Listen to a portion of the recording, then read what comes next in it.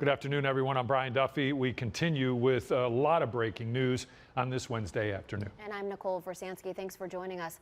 Only on 19, Governor Mike DeWine reacting to the news ODOT rejected the Browns' permit to build a dome stadium in Brook Park. All right, so get this. The way he found out when the news went public. Dan DeRose has been working this story for us. He's live right now. Dan, is this project dead now, or is there still a way forward for this stadium?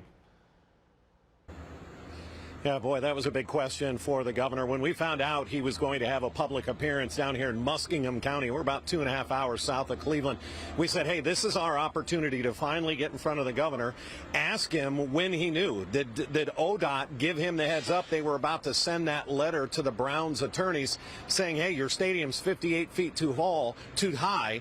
The governor said no. He found out when the rest of us did, but says there will now have to be a series of meetings between the Browns and ODOT. They will include the fact that the FAA did sign off and say that this was a safe project. But I had to ask the governor that very question. Is Northeast Ohio about to lose a $3 billion economic development package over 58 feet?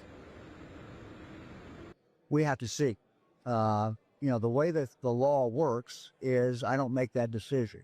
That decision is made by the Ohio Department of Transportation. And people say, well, we're surprised by that. And I understand that people being surprised, but the Ohio Revised Code is very clear that that's who ultimately makes this decision. And, what I hope happens, or I believe will happen, is they're going to take a look at this. And, the Browns are going to make their case. They're going to talk about why they think it's safe.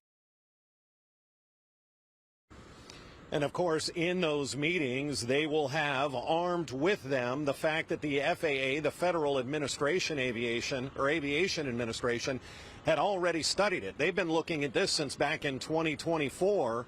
The FAA looked at it again, did a study, and ultimately said, no, this building would not be in the flight path. It would not be an obstruction, so they'll go into it with that. And so I had to ask the governor, why does ODOT think they're above the FAA? You'll hear that answer coming up at 5 o'clock. For now, live in Muskingum County, Dan DeRose, 19 News. Okay, we are keeping track of everything surrounding the Stadium Showdown. 19 News has a digital show that's completely dedicated to everything related to this Brook Park project.